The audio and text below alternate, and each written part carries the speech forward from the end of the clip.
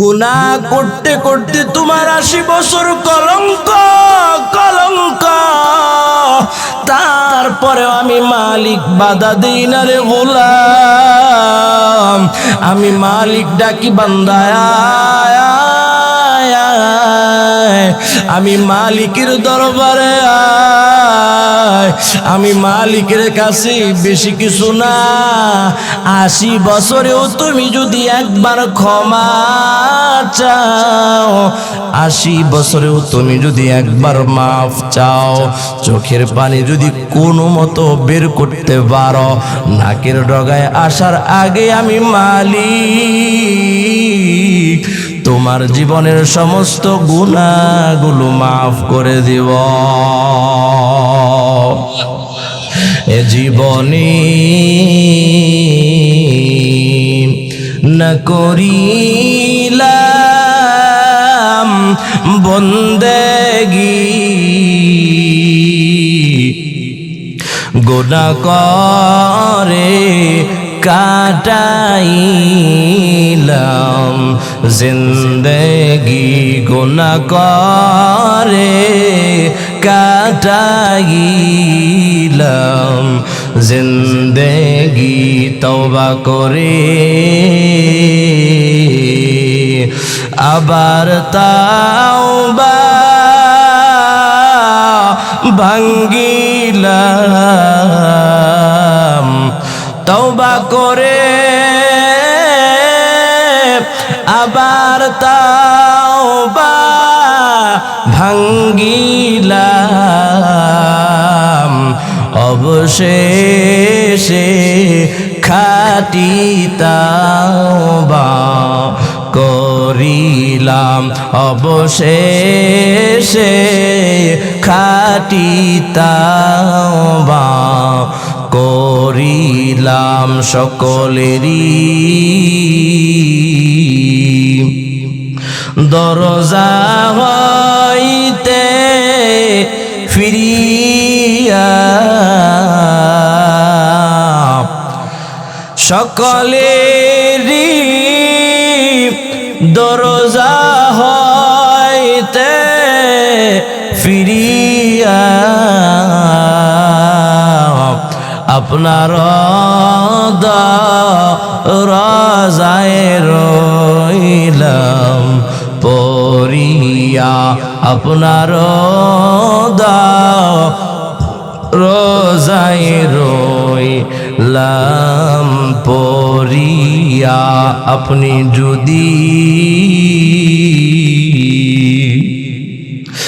মাফ না করেন বান্দারে, আপনি যদি মাফ না করেন বান্দারে,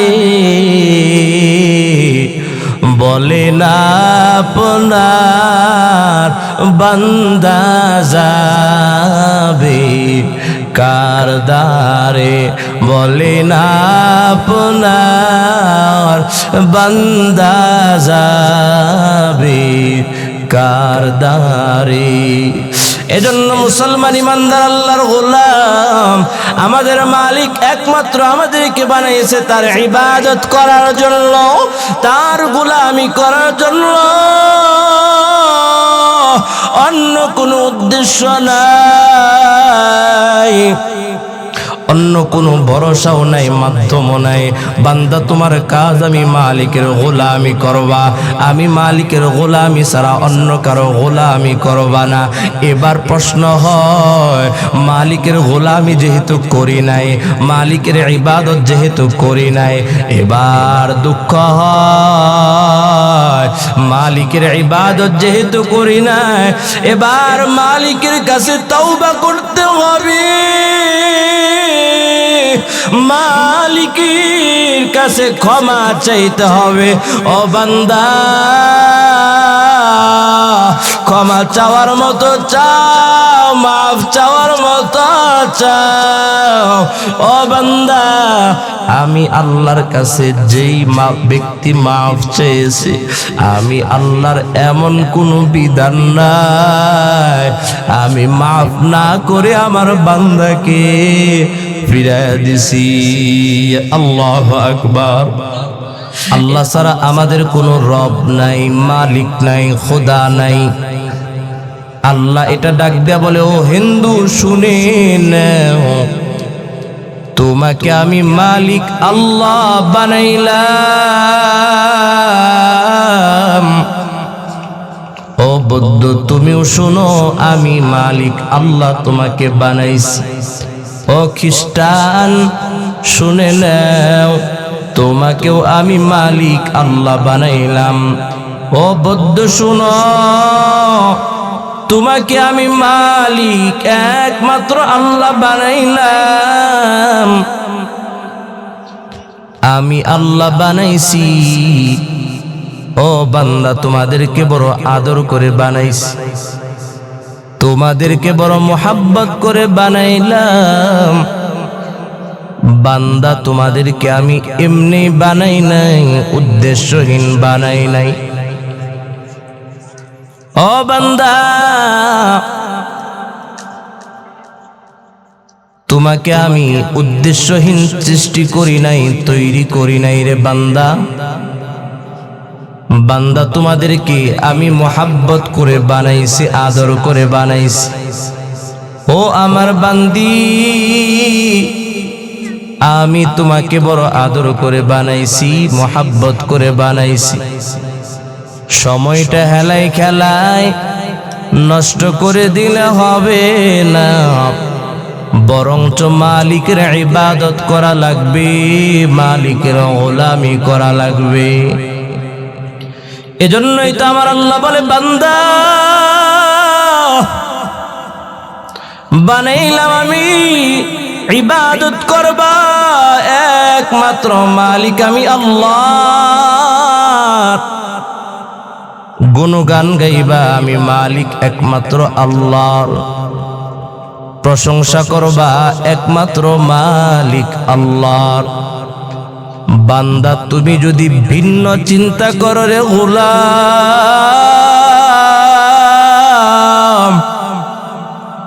তুমি যদি ভিন্ন পরিকল্পনা করে সামনের দিকে আগায়া যাও,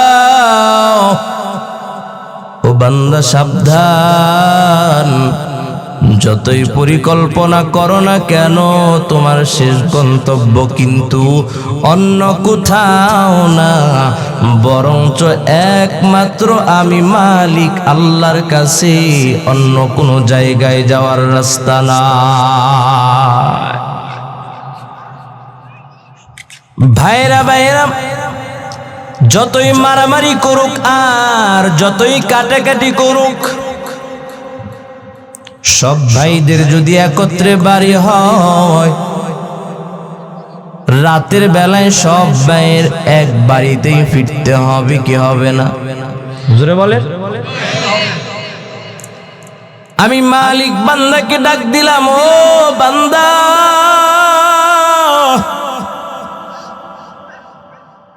তোমাদের গন্তব্য ভিন্ন হতে পারে গোলাম আমার,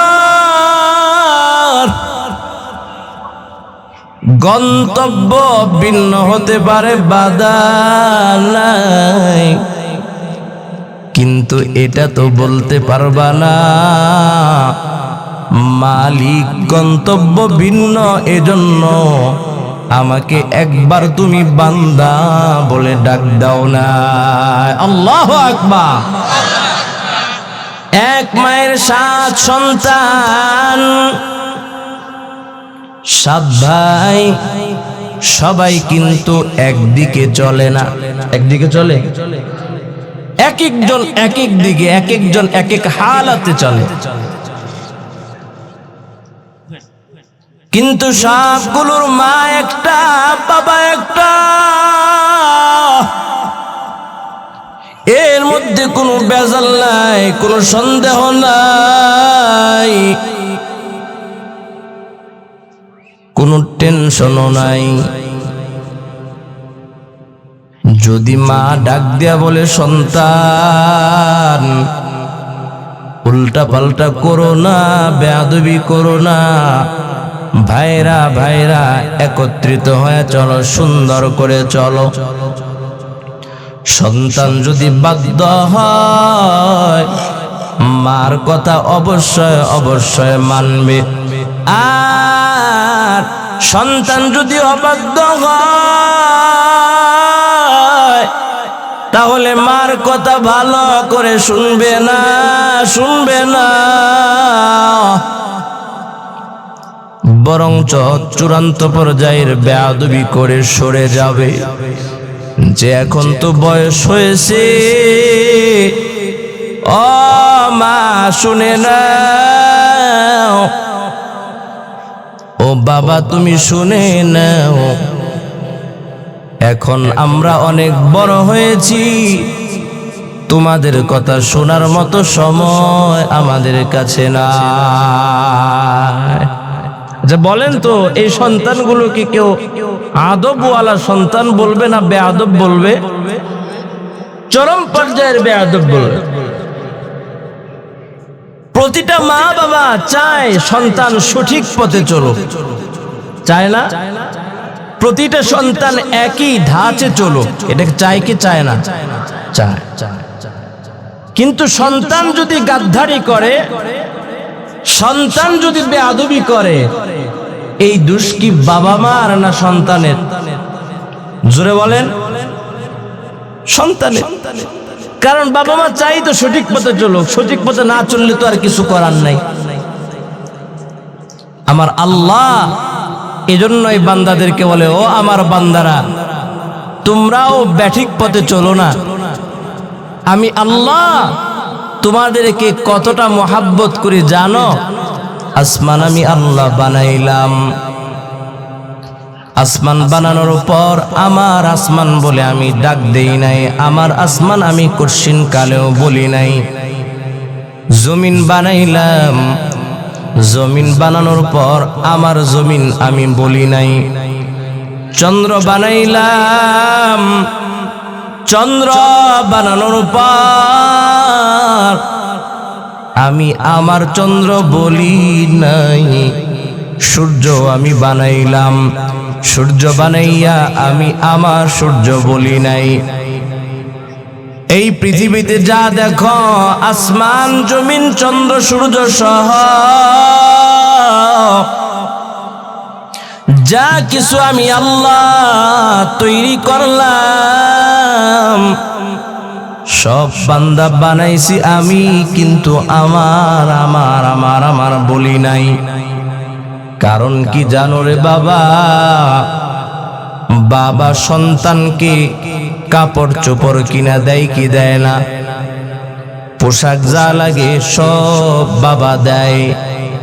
তারপরেও সন্তানের পোশাক নিয়ে বাবা কোশ্চিন কালেও বলে না এই পোশাকটা সন্তান তোর না, এই পোশাক আমার। এটা বলে? কোশ্চিন কালেও বলে। সন্তানের পোশাক কখনো বাবা দাবি করে না এটা আমার।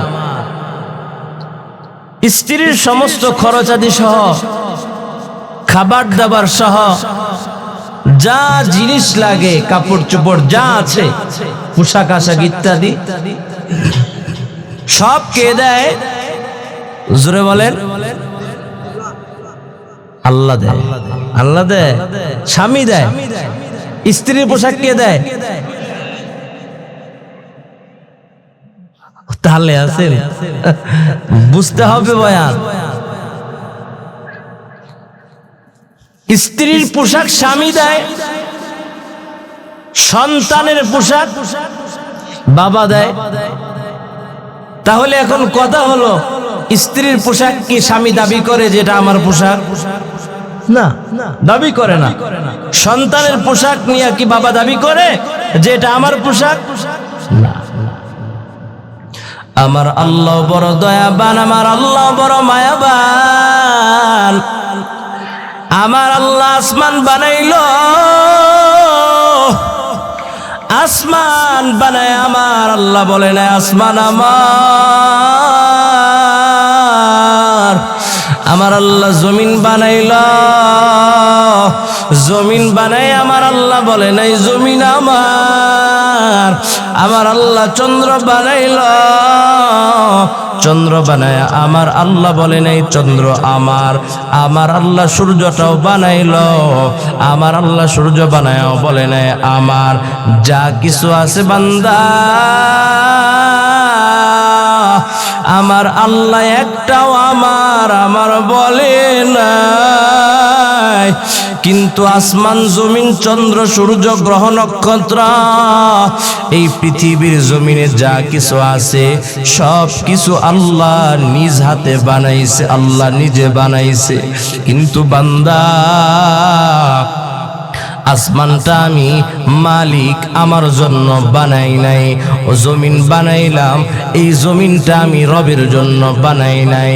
চন্দ্র বানাইলাম এই চন্দ্রটা আমি রবের জন্য বানাই নাই। সূর্য বানাইলাম এই সূর্যটা আমি রবের জন্য বানাই নাই। যা কিছু দেখো সব বান্দা তো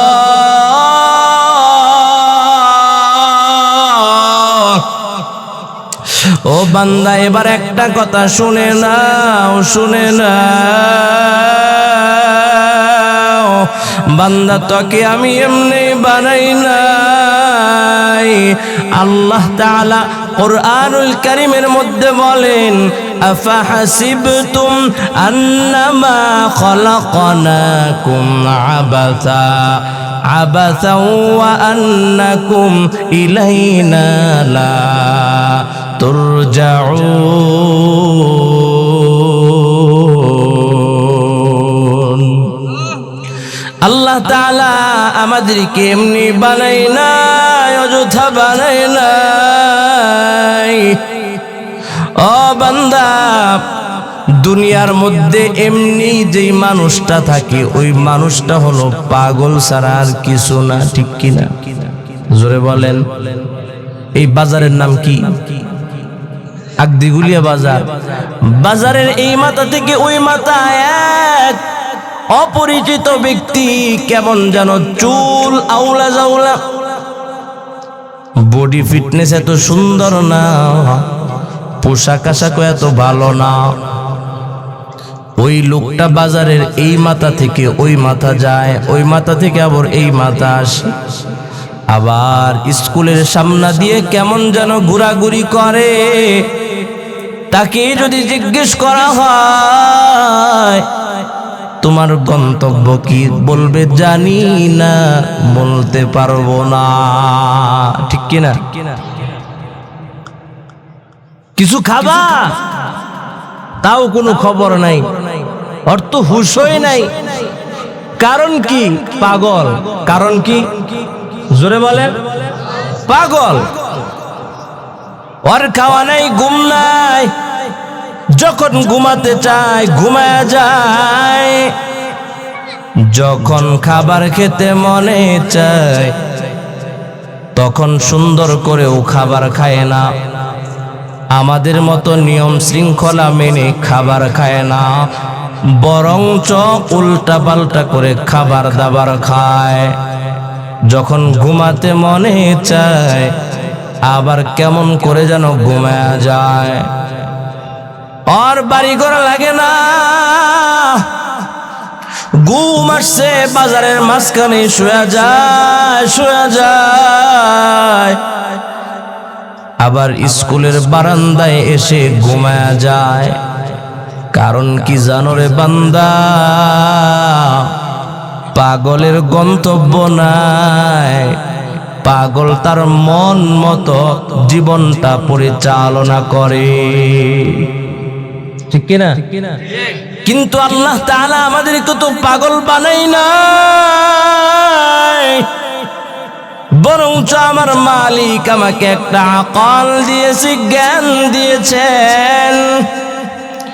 ও বান্দা শুনে নাও, আমি যে মালিক তোমাকে জ্ঞান দিলাম, এত কিছু দিলাম রে গোলাম আমার, বান্দা তোমাকে এমনি দেই নাই, বরঞ্চ আমি মালিকের ইবাদত করার জন্য দিলাম। আল্লাহ তাআলা বলে কুল ইয়া ইবাদিয়াল্লাযীনা আসরাফু আলা আনফুসিহিম লা তাকনাতু মির রাহমাতিল্লাহ ইন্নাল্লাহা ইয়াগফিরুয যুনুবা জামিআ ইন্নাহু হুয়াল গফুরুর রহিম।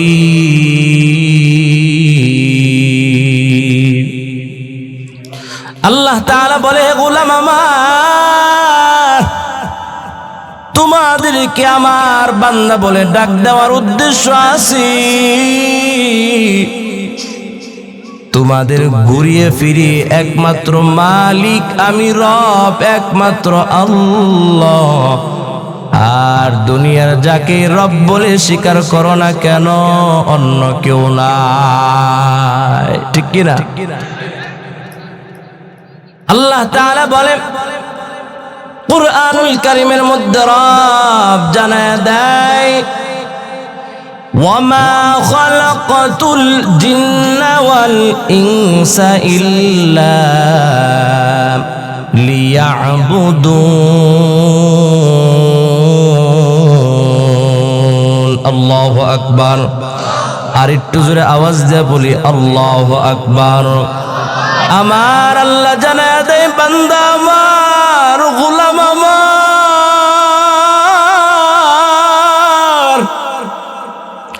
তোমাদেরকে দুনিয়াতে একটা উদ্দেশ্য নিয়ে আমি মালিক বানাইলাম।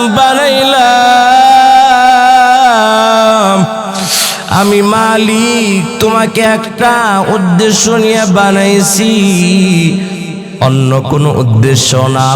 ব্যবসার জন্য বান্দা বানাই নাই, ক্ষেত খামারে কাজ করবা এই জন্য বানাই নাই, টাকা উপার্জন করবা এই জন্য বানাই নাই, ও বান্দা দোকানদারি করবা এই জন্য বানাই নাই।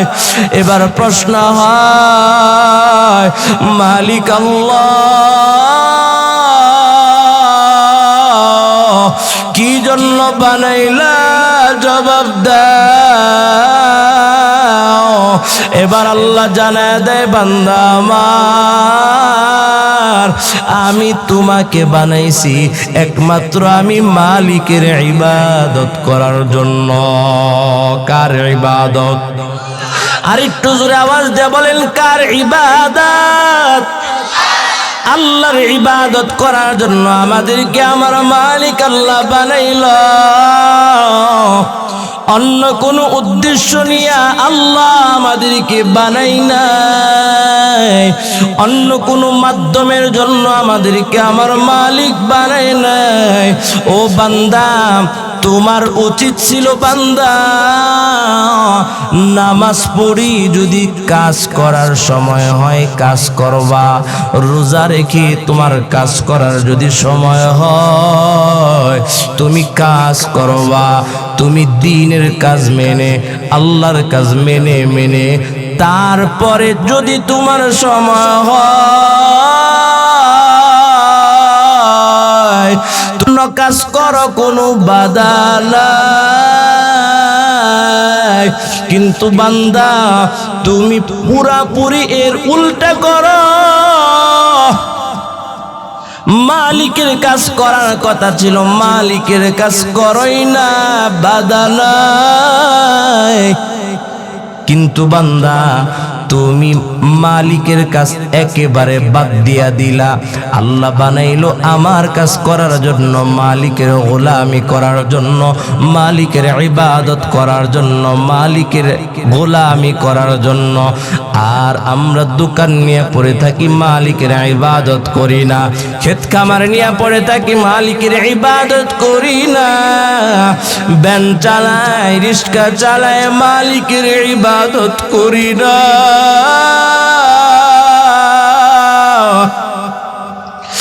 এত অন্যায়, এত অপরাধ, মালিকের গোলামি করি না। কিন্তু আমাদের উদ্দেশ্য আমার মালিকের উদ্দেশ্য। বান্দা, দুনিয়ার অন্য কোনো কাজের জন্য আমি বানাই নাই। বান্দা দুনিয়ার অন্য কোনো উদ্দেশ্য নিয়েও আমি আল্লাহ বানাই নাই, আমি আল্লাহ তোমাকে বানাইলাম আমি মালিকের গোলামি করবা, আমি মালিকের গোলামি করে করে তোমার যদি সময় হয় তারপরে তুমি অন্য কাজ করো, কোনো বাধা নাই। কিন্তু বান্দা তুমি মালিকের অবাধ্যাচরণ করি করে তুমি যে অন্যায়গুলো করো, মালিকের অবাধ্যাচরণ করে করে তুমি যে অপরাধগুলো করো, ও বান্দা তুমি দুনিয়ার মালিকের দিকে একটু তাকাইয়া দেখো, দুনিয়ার মালিকের দিকে একটু তাকাও। দুনিয়ার মালিকের দিকে তাকাইলে দেখবা মালিকের বিরুদ্ধাচরণ করবা, একদিন ওয়ার্নিং দিবে, আবার দ্বিতীয় দিন করবা, দ্বিতীয় দিন ওয়ার্নিং দিবে, আবার তৃতীয় দিন করবা, তৃতীয় দিন ওয়ার্নিং দিবে, চতুর্থ দিন তোমাকে আর দুনিয়ার মালিক রাখবে না। মালিক এবার ডাক দিয়ে বলবে, বেঈমান আমার দরবারে, আমার কোম্পানিতে, আমার দোকানে, আমার বাড়িতে তোমার মতো বেঈমানের কোনো জায়গা নাই। যাও যাও যাও, আমার দরবার থেকে তুমি বের হও, আমার দরবার থেকে তুমি চলে যাও। এমন করে দুনিয়ার মালিক আমাদেরকে রাখবি না। কারণ কি, দুনিয়ার মালিক বড় স্বার্থপর, স্বার্থপর। দুনিয়ার মালিক আপন হয় না। দুনিয়ার মালিক আপনাকে আমাকে বাড়ি থেকে বের করে দিবে, চাকরি থেকে বের করে দিবে। কারণ কি, কাজ যদি সাধিত না হয় আমার মতো অপদার্থ কর্মচারীকে আর বেতন দিয়ে রাখবে না, ঠিক কিনা? এই কাজ করতে পারো না, তোমার শরীরে শক্তি নাই, তোমাকে কি আমি বসে বসে খাওয়াবো? যাও, আমার দরবার থেকে তুমি বের হয়ে যাও। ও মুসলমান, এবার একটু বুঝার বিষয়, মালিকের অবাধ্যাচরণ করলাম, মালিকের গোলামি করলাম না, মালিকের ইবাদত করলাম না, তারপরেও আজ 50 বছর হয়ে গেল, 60 বছর হয়ে গেল, 70 বছর হয়ে গেল রে গোলাম আমার। তারপরেও আমার মালিক একদিন বলে নাই পানি বন্ধ, খাবার বন্ধ। একদিন আমার মালিক বলে নাই অক্সিজেনটা বন্ধ রাখ, বরঞ্চ আমার মালিক বান্দাকে খাবার খাওয়ায়, আমার মালিক বান্দাকে পানি দেয়, আমার মালিক বান্দাকে অক্সিজেন দেয়। কি জন্য দেয় রে গোলাম আমার? একটাই উদ্দেশ্য, একটাই লক্ষ্য।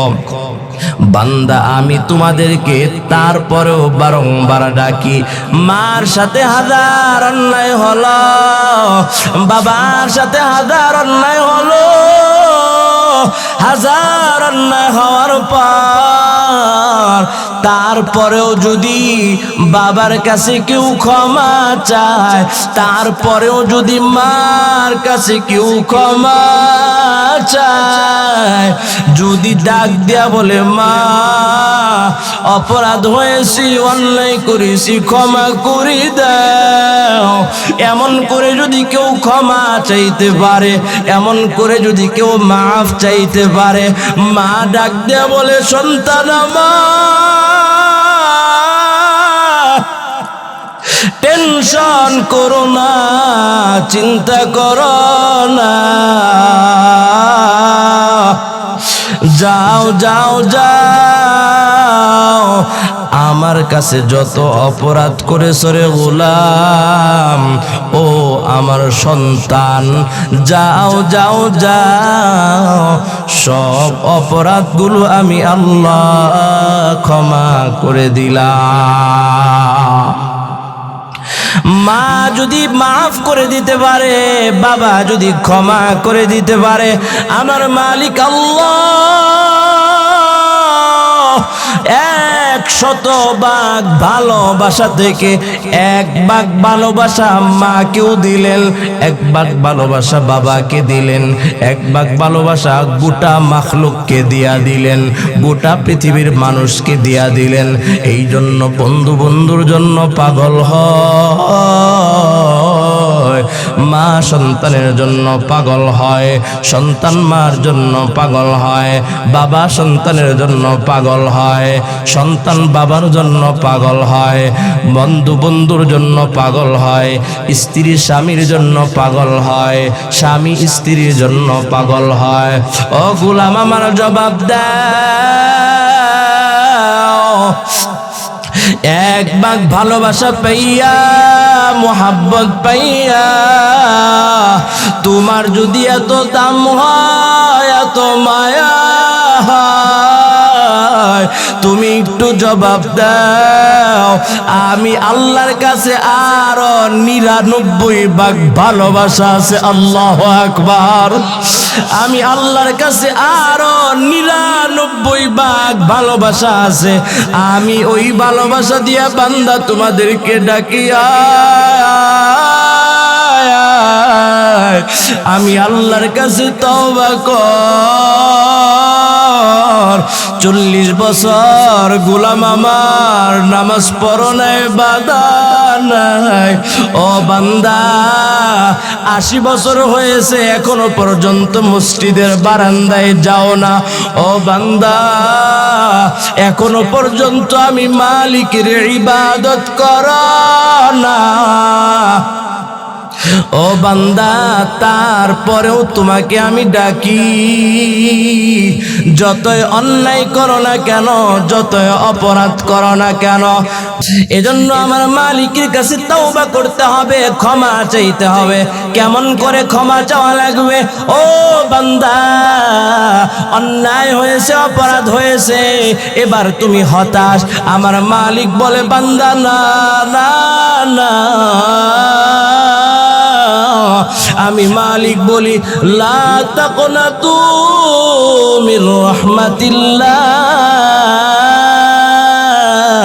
ও বান্দা, আমি আল্লাহর রহমত থেকে নৈরাশ হয়ো না, আমি মালিকের রহমত থেকে নৈরাশ হয়ো না। এটা আমি মালিকের কথা, অন্য কারো কথা না। অন্য কে কি বললো এটা তুমি দেখিও না। শয়তান তো বারংবার বলবে, এখনো পর্যন্ত তোমার বয়স আছে, তওবা আর কিছুদিন পরে করো। শয়তান বলবে, গুনাহ তো অনেক করেছ, তুমি তো জাহান্নামের লাকড়ি, তওবা করো না।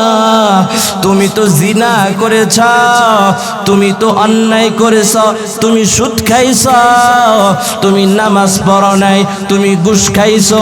ও বান্দা, তুমি এই নজর দিয়ে বেগানার দিকে তাকাইছো, এত এত অপরাধ, এত এত অপরাধ। নিজের দিকে তাকাইলে মনে হয় না আমার মালিক আল্লাহ মাফ করবে। ও বান্দা সাবধান,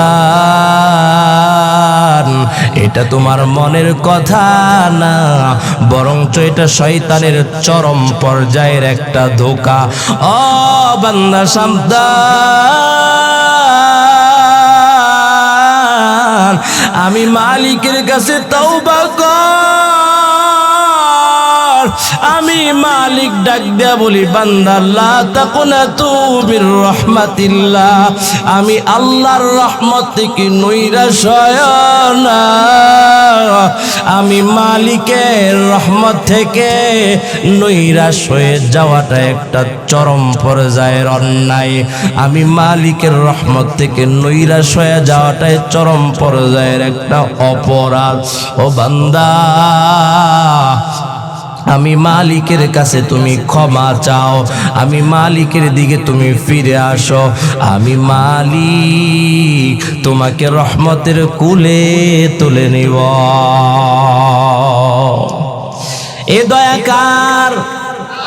আর একটু জোরে বলেন কার? আল্লাহ ছাড়া এমন ভালোবাসা কেউ দেখাবে না রে গোলাম আমার। স্ত্রীর স্বার্থের মধ্যে আঘাত লাগবে, লাত্তি মেরে চলে যাবে, থাকবি না। সন্তানের স্বার্থের মধ্যে আঘাত লাগবে, সন্তান তোমার কাছে থাকবে না, আলাদা হয়ে যাবে। তোমার বন্ধুর সাথে স্বার্থে আঘাত লাগবে, সন্তান, বন্ধু বান্ধব, স্ত্রী সব আলাদা হয়ে যাবে। কিন্তু আমার মালিক বান্দা কি গুনাহ করার পরে ওটাকে বান্দা আয় আয় আয়, আমি আল্লাহর রহমতের দরজা বন্ধ হয় না, আমি মালিকের রহমতের দরজা বন্ধ হবে না। আমি মালিকের দরবারে আয়, আমি মালিকের দরবারে তওবা কর। আমি মালিক তোর জীবনের সমস্ত গুনাহ খাতাগুলো মাফ করে আমি পবিত্র বানায় দিব। এজন্য তওবা করতে হবে কার কাছে? আরে জোরে বলেন কার কাছে? অন্য কারো মাধ্যম দরকার আছে? তওবা করবো কার কাছে? আল্লাহর কাছে। আল্লাহ ছাড়া আর কারো কাছে যাওয়ার দরকার নাই। মালিক বলছে তুমি বান্দা আমার কাছে দুই হাত তুলে একটু কান্না করো, গুনার কথা স্মরণ কইরা একটু মাফ চাও। কি জন্য আমি তোমাদেরকে তওবা করতে বলি, মাফ চাইতে বলি? বান্দা তুমি জাহান্নামের আগুন সহ্য করতে পারবা না, কবরের আযাবটাও সহ্য করতে পারবা না। এজন্যই তোমাকে বারংবার বলি বান্দা আসো, আমার দিকে তুমি ফিরে আসো, আমার কাছে তুমি আসো, মাফ চাও, আমি আল্লাহ মাফ করে দিব। ও বান্দা, তোমার টাইম যদি ওভার হয়ে যায়, তওবারও কিন্তু একটা টাইম ওভারের সময় আছে। জানেন কি আপনারা? একটু কথা কন। তওবার একটা মেয়াদ আছে, ওই সময় পর্যন্ত আপনার তওবা কবুল হবে, তারপরে আর তওবা করে লাভ নাই। মৃত্যুর পর বান্দা হাজারবার আমার মালিকের কাছে ডাক দেয়া বলবে, আল্লাহ আর একবারের জন্য আমাকে দুনিয়াতে পাঠায় দাও, আর মসজিদ ছাড়বো না, মাহফিল ছাড়বো না, কোরআন ছাড়বো না, রোজা ছাড়বো না, আর তোমার কথা অমান্য করব না। এমন করে মৃত্যুর পর বান্দা আমার মালিকের কাছে বলতে থাকবে। তখন হাজারবার বলে, ও বান্দা লাভ হবে না, হবে না। এজন্যই তওবা আগে থেকে করে নাও, আল্লাহর কাছে মাফ আগে থেকে চেয়ে নাও। আমার মালিকের রহমতের দরজা খোলা আছে। কেমন রহমত, কেমন বরকত! সাইলাবাত আনসারী রাদিয়াল্লাহু তাআলা আনহু এবং সাঈদ ইবনে আব্দুর রহমান, এই দুইজনকে আমার পয়গম্বর ভ্রাতৃত্বের সম্পর্কে আবদ্ধ করে দিলেন। আমার পয়গম্বর ডাক দিয়ে বললেন, ও সাইলাবা, এই সাঈদ ইবনে আব্দুর রহমান তোমাকে আপন ভাই বানায় দিলাম, যাও যাও যাও, আজকে থেকে তোমরা আপন ভাই, তোমাদের মধ্যে কোনো পার্থক্য নাই। এমন করে আমার পয়গম্বর ভ্রাতৃত্বের সম্পর্কে ভাই ভাই বন্ধন করে দিলেন। আমার পয়গম্বর যখন এমন করে একটা বন্ধন তৈরি করে দিলেন, আমার পয়গম্বরের এই তৈরিকৃত ভাই ভাই একটা সম্বন্ধ পাইয়া সাইলাবা বড় খুশি। আদর করে সাঈদ ইবনে আব্দুর রহমানকে বললেন, ভাই আমার চলো চলো আমার বাড়িতে চলো। এমন করে যখন বললেন, ডাক দিয়ে বললেন, তাহলে চলো, তোমার বাড়ি তো আজকে থেকে আমার বাড়ি, টেনশন করিও না, তোমার আপন ভাই, কোনো সমস্যা হবে না, টেনশন করিও না। এমন করে যখন সাঈদ ইবনে আব্দুর রহমান সাইলাবার বাড়িতে চলে যায়, সাঈদ ইবনে আব্দুর রহমান পুরা ফ্যামিলি নিয়ে সাইলাবার বাড়িতে থাকে, আপন ভাইয়ের মতো জীবনটা চলতেছিল। হঠাৎ করে আমার পয়গম্বর খবর দেয়, ও সাঈদ, চলো চলো চলো, আমার সাথে তোমার জিহাদের ময়দানে যেতে হবে। এমন করে যখন বললেন, আর ডাকদা বললেন, ওগো পয়গম্বর, আমি সাঈদ, আমার জিহাদের ময়দানে যেতে কোনো বাধা নাই। ওগো পয়গম্বর, চলেন চলেন, আমি আপনার সাথে জিহাদের ময়দানে যেতে চাই। সাঈদ ইবনে আব্দুর রহমান জিহাদের ময়দানে চলে যায়। এদিক দিয়ে বাড়িতে সাইলাবাকে বলে যায়, ভাই আমার বাড়িটা একটু তুমি দেখাশোনা কইরো, বাড়িটা তুমি দেখাশোনা কইরো, আমার ফ্যামিলি তোমার কাছে আমানত হিসাবে রেখে গেলাম। ও ভাই, আমানতের খিয়ানত করো না। এমন করে যখন ভাইকে বাড়িতে রেখে যায়, আমার পয়গম্বরের ডাকে সাঈদ ইবনে আব্দুর রহমান চলে যায়। চলে যাওয়ার পর সাইলাবার অন্তরে কেমন যেন শয়তান ধোঁকা দেয়। সাইলাবা এবার শয়তানের ধোঁকায় পড়িয়া সাঈদ ইবনে আব্দুর রহমান তার স্ত্রীর ঘরের ভিতরে চলে গেলেন। শয়তান ধোঁকা দেয়, এর সাইলাবা, কতদিন যাবত স্ত্রীর কাছে যেতে পারো না, এই তুমি একটু তাকাইয়া দেখো, বাড়িতে তো কেউ নাই। সাঈদ ইবনে আব্দুর রহমানের স্ত্রী অত্যন্ত সুন্দর, অত্যন্ত সুশ্রী, যাও যাও যাও, তার কাছে গিয়ে তোমার মনের বাসনা পূরণ করে নাও। এমন করে যখন শয়তান ধোঁকা দিয়ে বসল,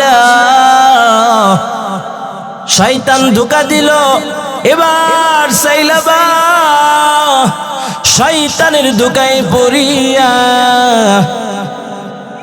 সাঈদ ইবনে আব্দুর রহমানের স্ত্রীর ঘরের ভিতরে চলে যায়।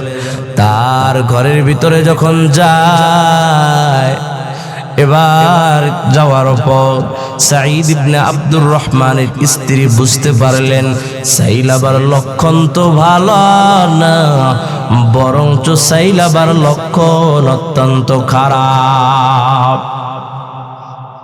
এবার সাইলাবাকে ডাক দেয়া বলে, ও সাইলাবা,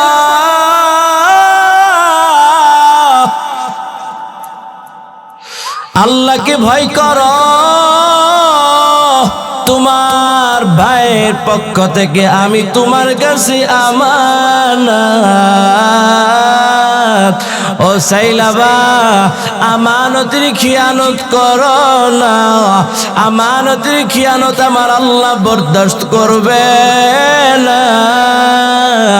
ও সাইলাবা, এখন যদি তুমি গুনার কাজ করে নাও, গুনার কাজ করার পর তারপরে যদি তুমি মারা যাও, ও সাইলাবা,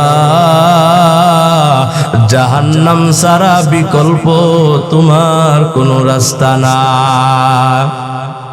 মুসলমান ইমানদার আল্লাহর গোলাম, খুব ভালো করে বুঝবেন, গোপন গুনাহ মালিকের ভয় সারা বেঁচে থাকা সম্ভব না, ঠিক কিনা?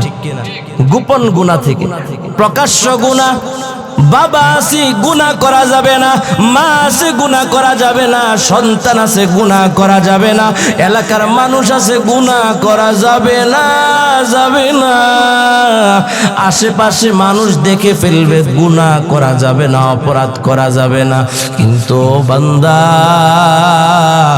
গোপন গুনাহ থেকে যদি বাঁচতে চাও, অন্য কোনো গুনাহ দ্বারা, অন্য কোনো কিছু দ্বারা বাঁচতে পারবা না। মালিকের ভয় তোমার অন্তরে যদি একবার আসরে গোলাম, মালিকের ভয় তুমি যদি অন্তরের মধ্যে ঢুকাতে পারো রে গোলাম, ও মা অন্তরের মধ্যে আমার মালিকের ভয় ঢুকাও, ও যুবক অন্তরের মধ্যে আমার মালিকের ভয় ঢুকাও, ও বাবা অন্তরের মধ্যে আমার মালিকের ভয় ঢুকাও। আমার মালিকের ভয় যদি ঢুকাতে পারো গোলাম আমার, সাবধান সাবধান সাবধান, তোমার দ্বারা অন্যায় কোনো গুনাহ হবে না, তোমার দ্বারা গোপন কোনো গুনাহ হবে না। এমনি এমনি দেখবা গোপন গুনাহগুলো মালিকের ভয়ে সব দূর হয়ে গেছে। এবার সাইলাবাকে যখন ডাক দেয়া বলল, সাইলাবা আল্লাহকে ভয় করো, আল্লাহর ভয় অন্তরের ভিতরে ঢুকায়া নাও, এমন করে যখন বলল, বলার পর সাইলাবার ভিতরে আল্লাহর একটা কুদরতি ভয় তার অন্তরের ভিতরে ঢুকে গেল, জাহান্নামের ভয় ঢুকে গেল। জিনা করার পরে যদি আমি মারা যাই, জাহান্নাম ছাড়া বিকল্প কোনো রাস্তা নাই। আমার আল্লাহর ভয়ে ঘর থেকে চিৎকার মেরে বেরো।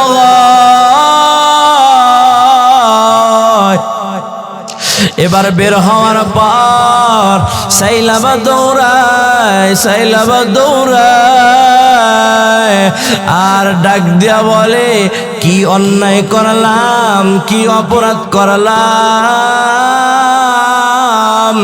কোথায় গেলে আমি ক্ষমা পাবো হে মালিক, আমাকে রাস্তা দেখা দাও। এমন করে সাইলাবা কান্না করে। মুসলমান ইমানদার আল্লাহর গোলাম, আমরা তো তাওবা করি না, তাওবা করার জন্য কোনো মুজাহাদাও করি না, তাওবা করার জন্য রাস্তাও খুঁজি না, বরঞ্চ আমরা গুনাহ করে আরো বেশি আনন্দ পাই, মানুষের কাছে গর্ব করে করে বেড়াই যে আমি এই অপরাধগুলো করলাম, আমি এই অন্যায়গুলো করলাম। ও বান্দা সাবধান, আমার মালিক সীমা লঙ্ঘন কি পছন্দ করে না, করে না।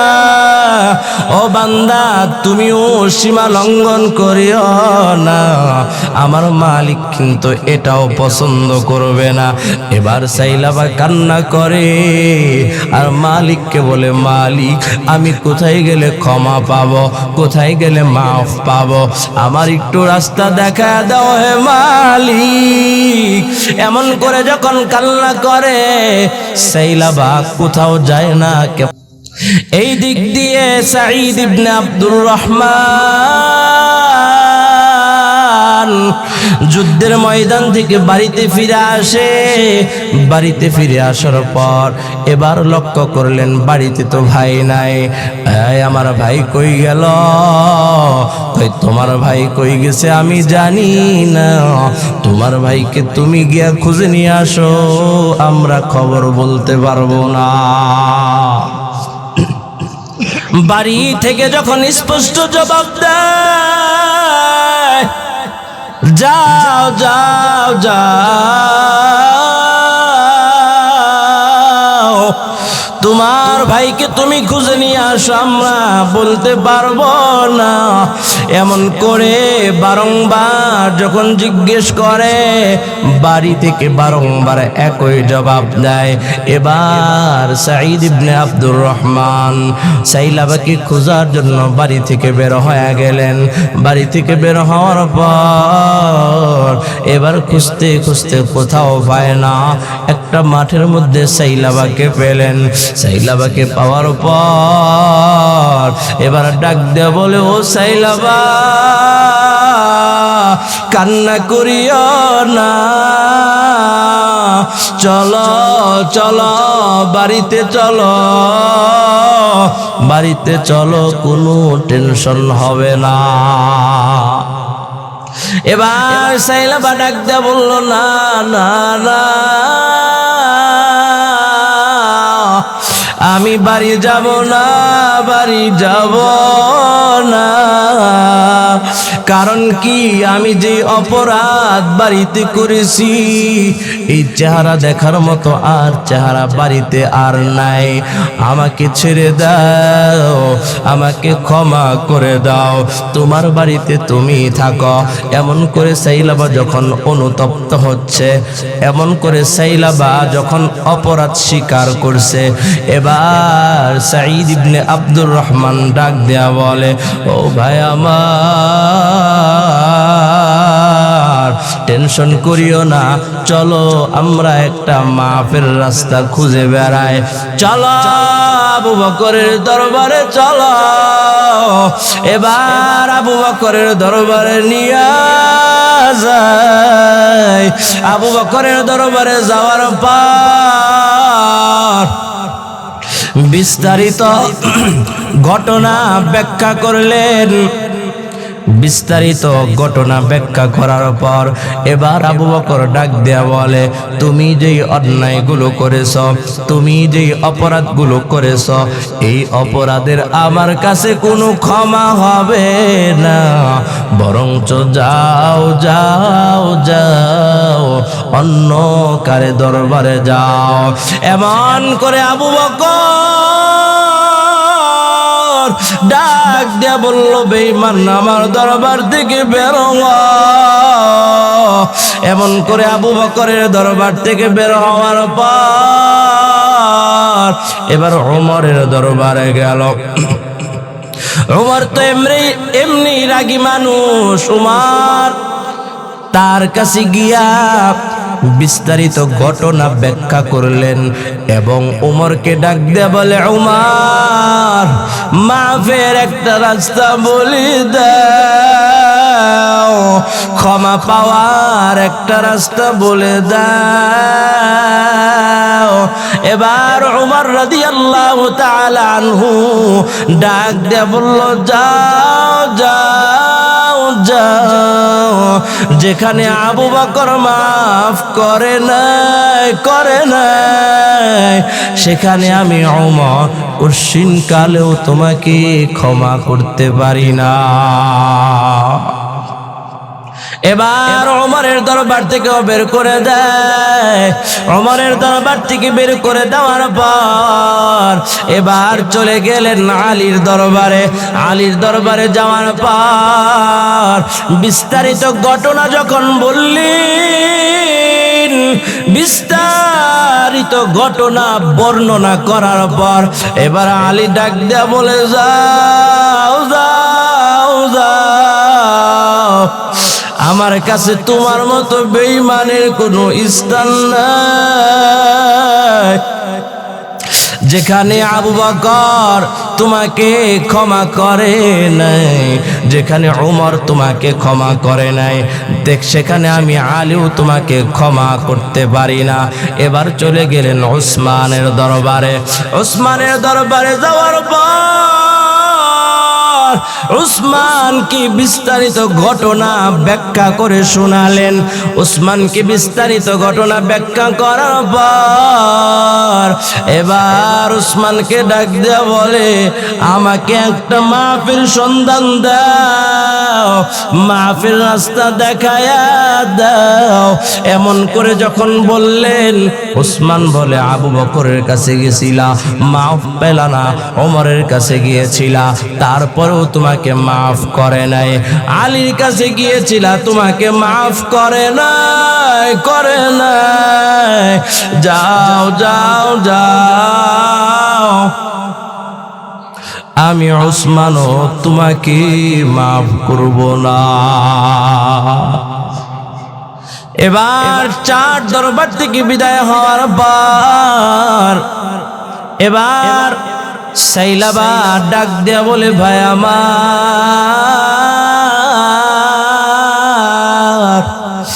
আমার মতো বেঈমানের কোনো ক্ষমা নাই, আমার মতো বেঈমানের কোনো মাফ নাই। সারাটা জীবন আমি কান্না করতে করতে দিব, আমার সাথে তোমার আসতে হবে না। যাও যাও যাও, আমার কাছ থেকে তুমি দূরে সরে যাও।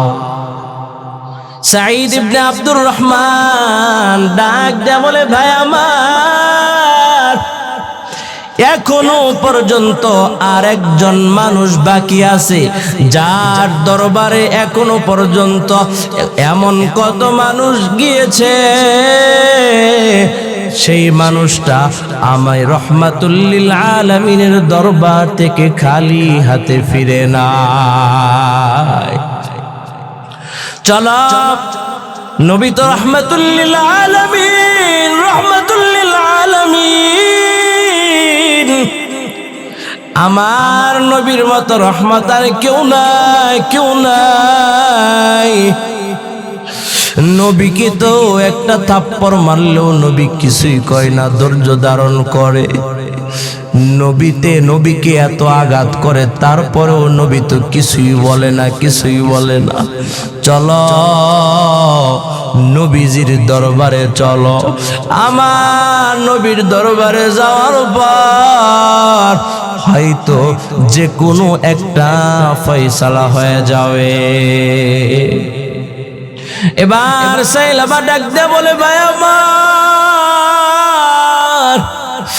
আমার নবী রহমাতুল লিল আলামিন বড় মায়া করে, মোহাব্বত করে আমাকে ভ্রাতৃত্বের সম্পর্কে আবদ্ধ করে দিয়েছিলেন, ভ্রাতৃত্বের বন্ধনে আবদ্ধ করে দিয়েছিলেন।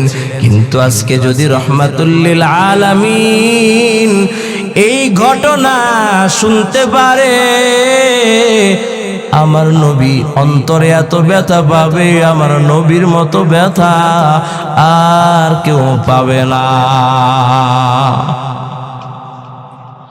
তারপরেও চলো,